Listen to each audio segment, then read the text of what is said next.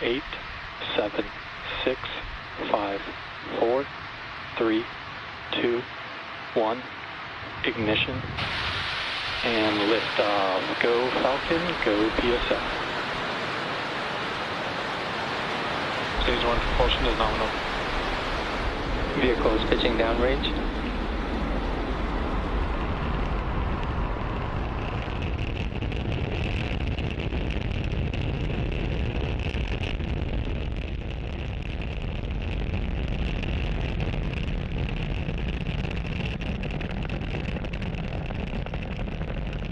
That incredible view means that Falcon 9 has successfully lifted off from pad 40. And right now we are throttling down to prepare for max Q in about 30 seconds. As you may have heard us explain before, this is the period of highest aerodynamic pressure on the vehicle. Power and telemetry nominal. That's because at this point, we are seeing the greatest difference in dynamic pressure, which is increasing with the rocket's speed, and ambient static pressure, which is decreasing as we move up through the Earth's atmosphere. Vehicle is supersonic. With that call out, we know that Falcon 9 is moving faster than the speed of sound.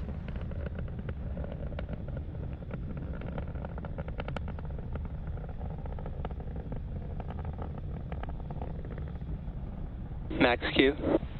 With confirmation that we've passed through max Q, we have 3 events coming up in quick succession, starting with main engine cutoff, stage separation, SES-1, or second engine start 1. Main engine cutoff, or MECO for short, is where all 9 Merlin 1D engines will shut off to slow down the vehicle in preparation for the next event, stage separation, or stage sep for short. That's where the first stage booster will separate from the second stage. Right after stage sep, the first stage will start its journey back to Earth, targeting a landing on our drone ship, a shortfall of Gravitas, which is currently stationed in the Atlantic Ocean, about 680 kilometers downrange. Now, during that time, Stage 2 will continue on its journey to space with the third event, Second Engine Start 1, or SES-1 on the nets, and this is where the single MVAC engine will ignite to propel the second stage along with the PSN SATRIA payload to orbit. In addition to these 3 major events, the fairing halves will also separate less than a minute after SES-1, so keep an eye out for all of those coming up in about 10 seconds.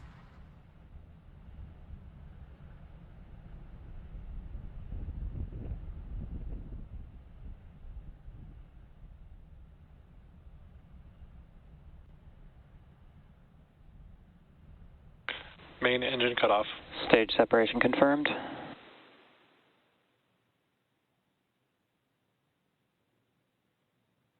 MVAC startup. So you heard the callouts there, and you can see on your screen in this great dual view that we have that the MVAC engine on our second stage has ignited. Now, this is the first of 2 second stage burns that we're tracking for this mission.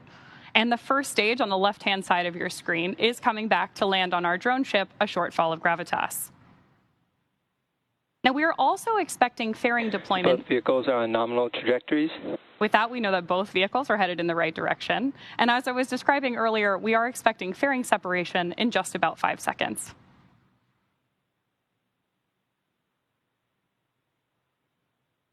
Fairing separation confirmed.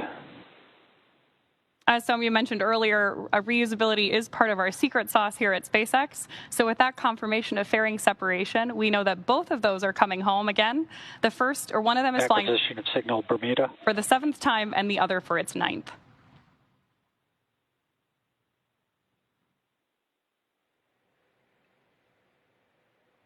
It's now T plus 3 minutes and 55 seconds into today's mission, and we have a great view of Stage 1 on the left and Stage 2 on the right.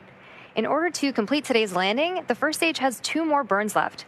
Next up will be the entry burn, where 3 of the Merlin engines on the first stage will reignite, and this will help slow down the F9 first stage as it re-enters the upper part of the Earth's atmosphere. That entry burn should start in about 2-ish minutes from now and will last about 20 seconds.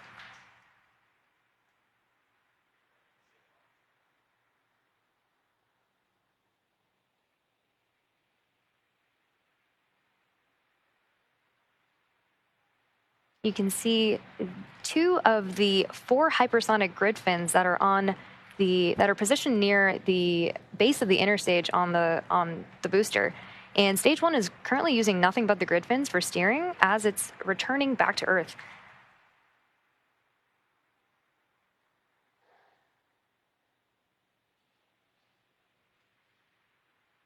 You can also see those little puffs of gas. Those are nitrogen gas bursts for attitude control, and they also help orient the rocket on its way back down.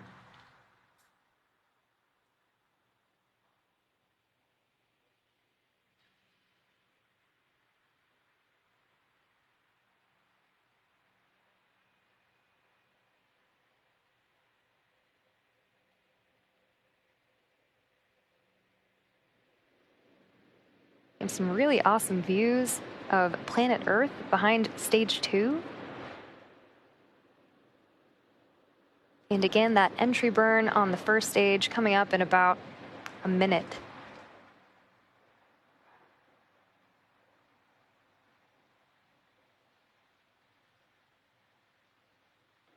Both vehicles are on nominal trajectories.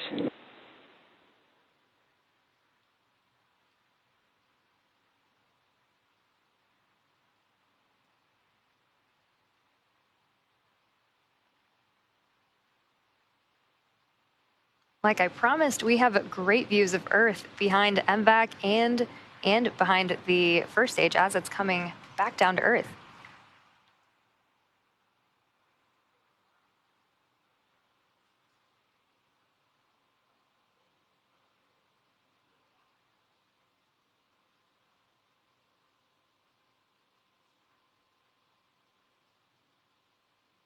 Stage 1 entry burn startup.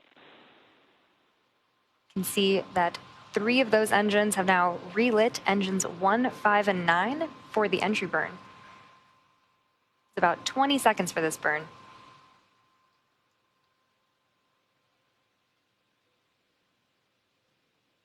Stage 1 entry burn shutdown.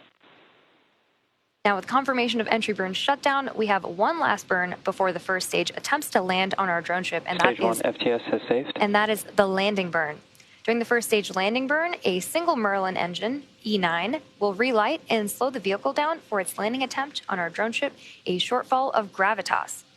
As a reminder, the booster supporting today's mission has now flown for its 12th time, having previously supported CRS-22, Crew 3 and Crew 4, Turksat 5B, CRS-25, Eutelsat Hotbird 13G, O3B mPOWER, and 4 Starlink missions.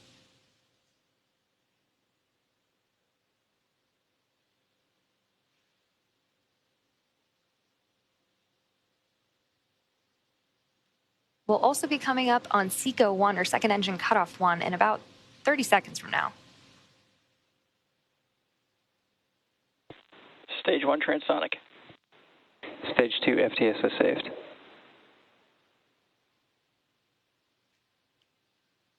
can see that MVAC continuing to glow bright orange until SECO 1.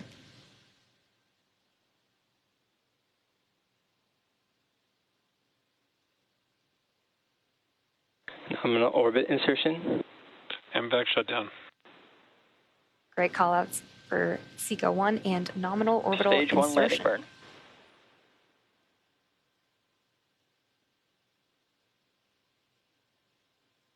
Expected loss of signal, Cape Canaveral. There's that view of landing burn. Stage 1 landing leg deploy.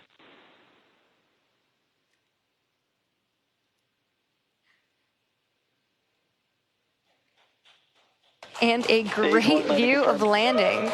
This landing marks the 12th successful landing for this particular booster and marks our 201st overall successful recovery of an orbital class rocket.